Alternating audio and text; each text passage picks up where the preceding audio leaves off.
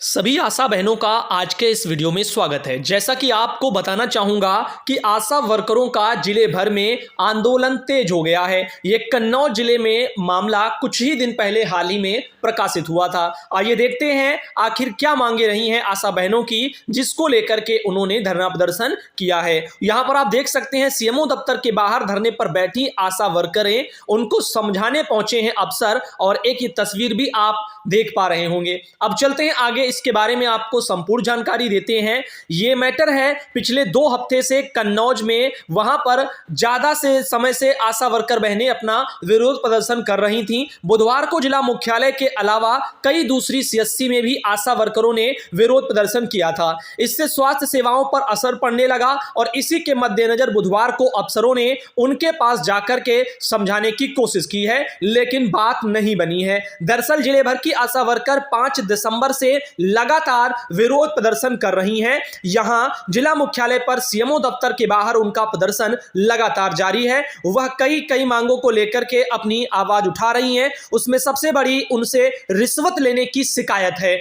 उनका आरोप है कि काम करवाने के एवज में उनसे रिश्वत ली जाती है, ना देने पर कार्रवाई की गुड़की दी जाती है। हालांकि पहले दिन उनके ज्ञापन को लेकर के महकमे के सीनियर अफसरों को भेज दिया गया था, उसके बाद भी विरोध प्रदर्शन जारी है। एक दिन पहले ही शहर में रैली निकालने के दौरान पुलिस से बहस भी हो गई थी और इसी के तहत बुधवार को जिले के दूसरे अस्पतालों में भी विरोध प्रदर्शन शुरू हुआ था। यहां पर आपको बता दें कि SDM Gajendra Kumar, CMO doctor Vinod Kumar और यहां पर एसएसपी अरविंद कुमार यहां पहुंचे और आशा वर्करों को समझा करके उनसे अपना विरोध प्रदर्शन खत्म करने को कहा, लेकिन किसी ने बात नहीं सुनी। आप देख सकते हैं, क्योंकि यहां पर मामला है इन आशा कार्यकर्ताओं से रिश्वत लेने का। इनसे उनके जो अधिकारी हैं वो उनसे रिश्वत मांगते हैं जब भी कोई काम वो कराती हैं। तो आप देखिएगा, अब चंद पैसों के लिए बेचारी बहनें ये काम करती हैं। जैसे आंगनबाड़ी बहनों के ऊपर चंद पैसों में बहुत सारी जिम्मेदारियां हैं, वैसे ही आशा कार्यकर्ताओं की भी स्थितियां हैं, उनके ऊपर भी बहुत सारी जिम्मेदारियां हैं और उन जिम्मेदारियों को देखा जाए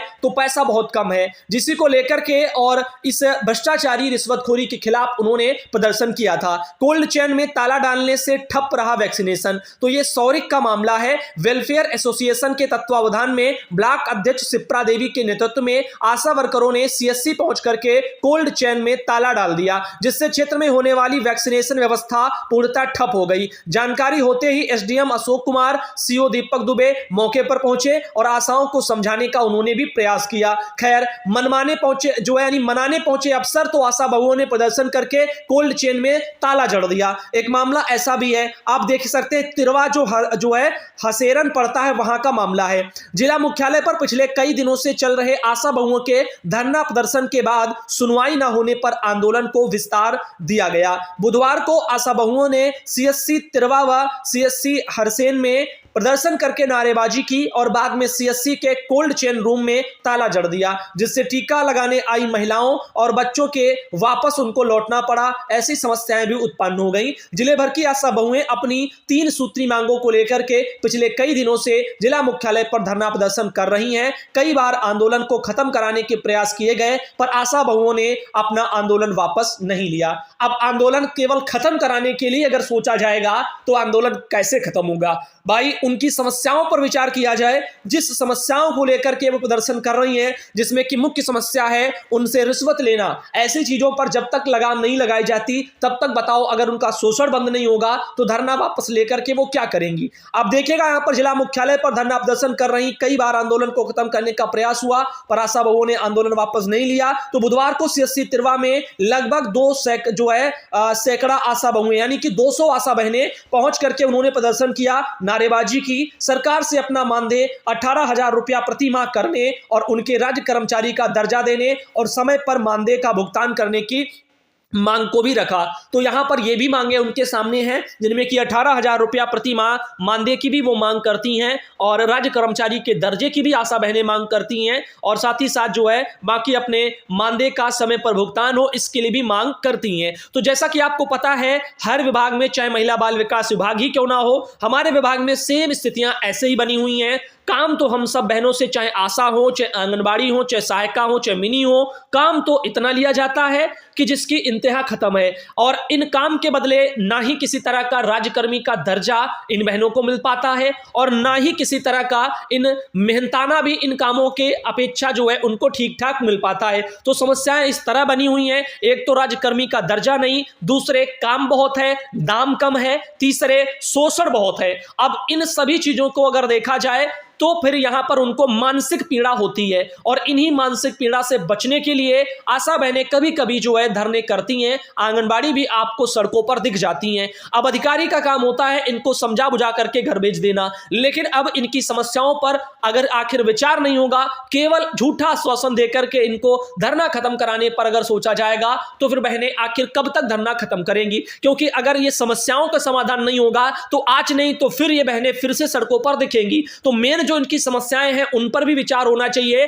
क्योंकि जो काम उनसे कराया जा रहा है उसका दाम भी उनको मिलना चाहिए। कोर्ट भी कहता है समान काम का समान वेतन मिलेगा, तो फिर इन बहनों को समान काम का समान वेतन क्यों नहीं मिलता? जैसे आंगनबाड़ी बहनें एक टीचर, एक अध्यापिका के रूप में कार्य करती हैं, तो उन बहनों को सरकारी मास्टर का दर्जा क्यों नहीं मिलता, अध्यापिका का दर्जा क्यों नहीं मिलता? और तो और बीएलओ जैसे कार्य या तमाम तरह के अन्य विभागीय गैर विभागीय सब तरह के काम करती हैं और आज से नहीं 1975 से करती हैं। तो क्या सरकारों को यह उचित नहीं लगता कि इनकी सेवा नियमावलियों में बदलाव हो और इनको शासकीय कर्मचारी का दर्जा दिया जाए? भले इनकी नियुक्तियां मानदेय सेवी के आधार पर हुई हैं, उनमें संशोधन तो हो ही सकते हैं। जब हमारे जो है कानूनों में संशोधन हो सकते हैं, संविधान में संशोधन हो सकते हैं, नियम कायदे बदले जा सकते हैं, नेता अपने लिए बदल सकते हैं, तो क्या गरीब मेहनतकश इन महिलाओं के लिए, इनके उत्थान के लिए, नारी सशक्तिकरण के लिए क्या ये जो है डिसीजन नहीं लिए जा सकते? इस बारे में आपका दोस्तों क्या ख्याल है? कमेंट में आप जरूर बताइएगा।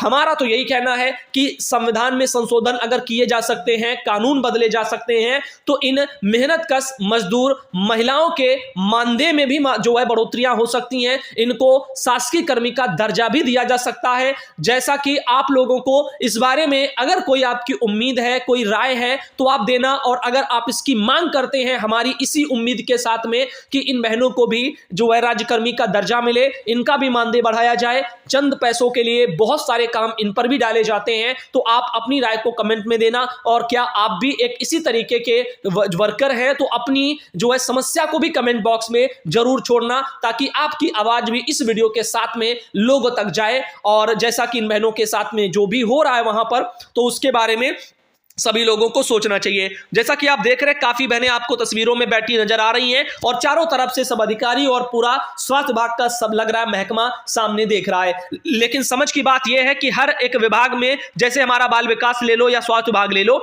इनमें निचले पायदान पर जो रीढ़ की हड्डी है ये बहनें, इन्हीं के लिए कोई अच्छे नियम कायदे कानून नहीं है। जैसे कि इनका मेहनताना ढंग का हो, इनको राज्यकर्मी का दर्जा मिले, इनको भी सम्मान मिले, ये चीजें इनके लिए नहीं है। और जबकि इनके ऊपर के जितने भी कर्मी हैं वो सब जो है सरकारी सेवक हैं। जैसे आंगनबाड़ी के ऊपर सुपरवाइजर ले लो, ठीक, वो तो अधिकारी हो गई, सभी लोग जो है यहां पर सरकारी नौकरी करते हैं। लेकिन आंगनबाड़ी 1975 से बस ऐसे ही काम पर काम उनसे लिया जा रहा है, लेकिन काम उनको एक दिए जाते हैं। बीएलओ यानी बूथ लेवल ऑफिसर बना दिया जाता है और बाद में वो शासकीय कर्मचारी तक की दर्जे में नहीं है, लेकिन बूथ लेवल ऑफिसर बन जाती हैं, क्योंकि सरकार को अपना काम करवाना है। ऐसे ही बहुत सारे काम हैं जो आंगनबाड़ी से और आशा बहनों से भी ऐसे समय समय पर करवाए जा रहे हैं। तो दोस्तों इस वीडियो को यही रखते हैं, अगले वीडियो में आप सबको फिर मिलते हैं। धन्यवाद।